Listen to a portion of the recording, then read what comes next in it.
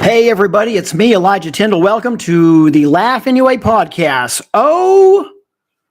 What an exciting time to be alive. Share your screen. I'm sorry, this is my first time I'm doing this live on YouTube. This is the first time I've had some podcast episodes available to see on YouTube, but it's the first time I've switched over to live on YouTube. So from now on, I think I'm going to go with this format and just see what happens. Why not? Why not? I know Tim Dillon's doing that. I know a few other people are doing it live here, and then it goes out a little later on all the streaming platforms. But I've never tried live video for podcasts. I'm from the old school, and in the old school, I used to work in radio way back in the 1900s. 1990, I was a guy named Skywalker on FM 104 KKYK, your number one hit music station. Skywalker in with you all night long, but it wasn't all night long. It was just a few hours, all weekend long. It wasn't all weekend long. It was only a few hours on the weekend, possibly on a Saturday, possibly a holiday. Where people were stuck at home, like many of you are right now. Many people are stuck right in the middle of the country because of snowstorm 2024, the first one in 2024. Many of you are home, stuck. You went to the Walmarts. Mijo, we're going to go to the Walmarts. You went to the Walmarts and everything was almost gone because everyone else was thinking the same thing you were thinking. What if we get snowed in for days upon days? We have to be ready. We have to be ready. And I understand it. I get it. And so, anyway, that's when I was on the radio way back in the day in Little Rock, Arkansas, or as some people call it, Lotta Rock, Arkansas. Lotta Rock, Arkansas, 1990. I was Skywalker on the radio. And that was my introduction to doing things broadcasting. And so when podcasting came along years and years and years ago, but years and years later than the time I'm talking about, I was in radio. When that came along, what I found was my mind kind of equates podcasting with radio, because podcasting kind of took the thunder it took the power punch away from radio, from local radio or even syndicated radio, national radio.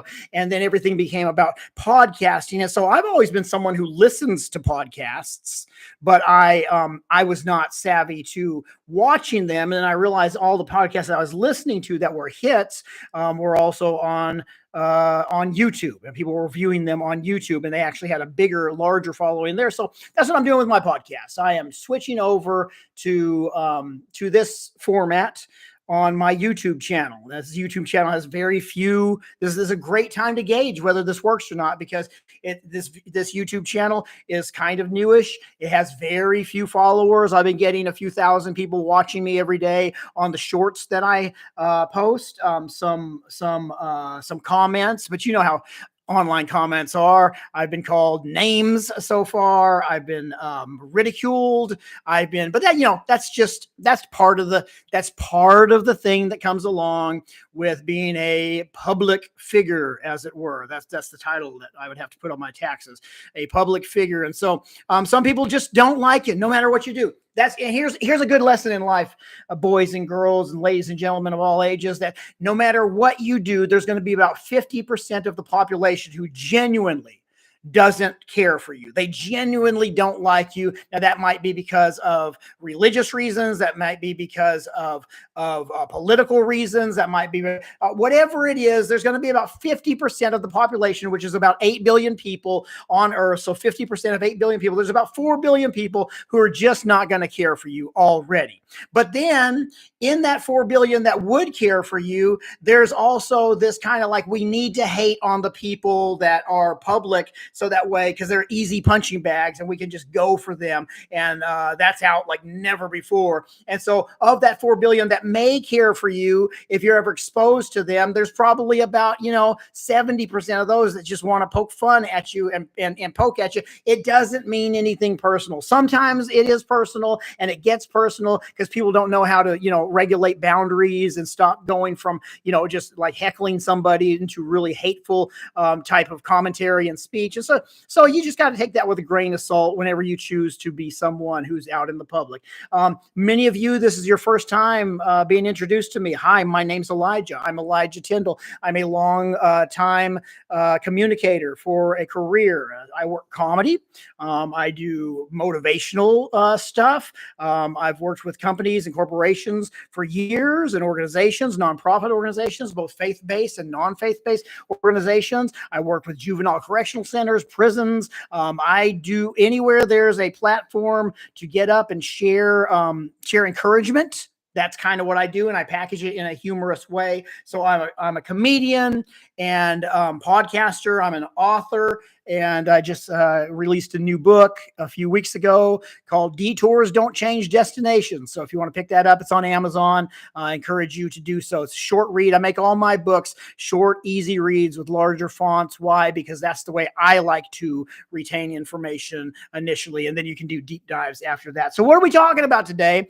I like to make it quick, hit it and quit it. Here it is. Here's the topic of the day. The topic of the day is parking lot confusion. Parking lot confusion. You ever been in a parking lot and you pull in and it's kind of wonky. You have to park over lines. One wheel is kind of like over the line, not because you chose to do it that way, but because the cars that were present around you had pulled in that way before you got there. Now, if that is the case, you may not like it, but if you want to park there, turns out you're probably going to have to do that, or you'll have to, in protest, go somewhere further away, park there where it's all clear, and then walk your way back to wherever it is you're going. But most people just find the open spot, the available spot, and then they park there. Now, here's the problem. When you come out, if those people who were there before you are gone, now your car is the one left, and it looks like you on purpose just pulled in as if you were drunk driving or haphazard or didn't care in any way for anybody else but yourself. You just parked all wonky and sideways. This is what I call parking lot confusion, because what you don't want is for you to be standing there by or getting into your car that's parked all sideways, all arrogantly, all pompous, sideways over the lines and stuff, while someone else is trying to get into a spot next to you. And their assumption about you is, how dare this person park like this, and assume so highly of themselves. But the truth is, you weren't there. Listen, I wasn't there. They weren't there when we pulled up. Does that make sense? And so when I pull up to somebody else and they're all over the lines in areas of their life, I don't know what their history is. I'm just coming in at the moment that I'm coming in. I'm coming in at the present moment in their story, and not before, with an understanding, with an empathy, with compassion, with an insight. I don't have any of that. All I have is the present, current situation. And the current situation says to me that this person cares for nobody else, and that's why they are sideways over the line. They were only thinking of themselves. I have to take it upon myself to start to look at things as if there was a history that I am not aware of before I showed up. When I start to operate like that, what happens is I plant that seed. See, every action that we have, everything that we do, every word that we say towards somebody else or even towards ourselves, everything is a seed. And when you throw seed out, it eventually grows. And so when I throw out the seed of, I'm going to judge this person for this moment in their life and not consider the moments before this that I don't know about.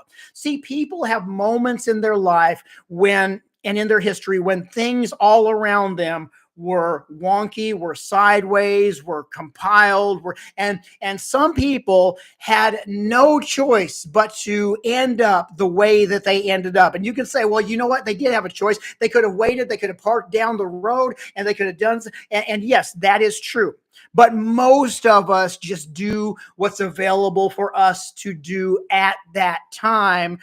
Even if we know it's a little bit wrong, even if we know it's a little bit off, most of us, I'm not saying it's the right thing, I'm just saying it is the human nature thing to take what's available to us at the time. And so most people pull in where they pull in. And then when we come along, and when others come along, when a new generation comes along, when a new belief system comes along, when a new understanding comes along, we judge people based off of where we find them versus what may have been the history in their life before that they had very little control over, and they just pulled in, and now it's affecting other people. Now, how do we correct that? Well, first of all, let me say, if I approach that with compassion, then later on, when people pull up in my life and I'm all sideways, then I've already planted a seed of compassion. And guess what grows?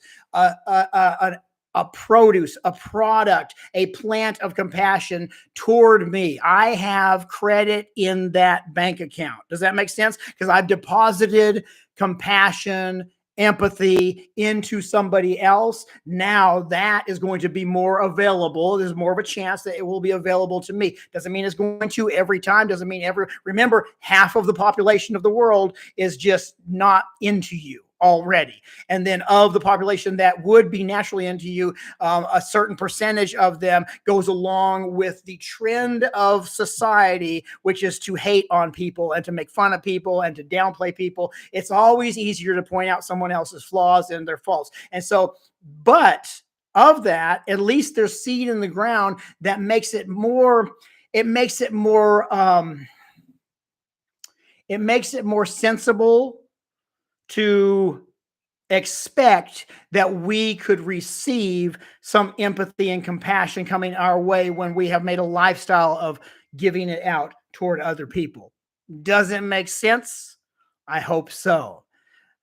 Today on Laugh Anyway, the whole point of this podcast is to see life's issues and help us to gather a greater understanding on how to take those things and laugh anyway, how to have a good, upbeat, positive perspective on things. Okay. You don't have to see everything as half full, but you can see them as they really are, not as we hope they will never become in the worst case scenario. We can take things as they really are and then learn to at least direct our attitude toward a greater way of doing things. All right. I love you guys. My name's Elijah. I encourage you to follow me on social media. On Instagram, I'm at Elijah.Tyndall, Tindall. You can just look at the page for the spelling of that.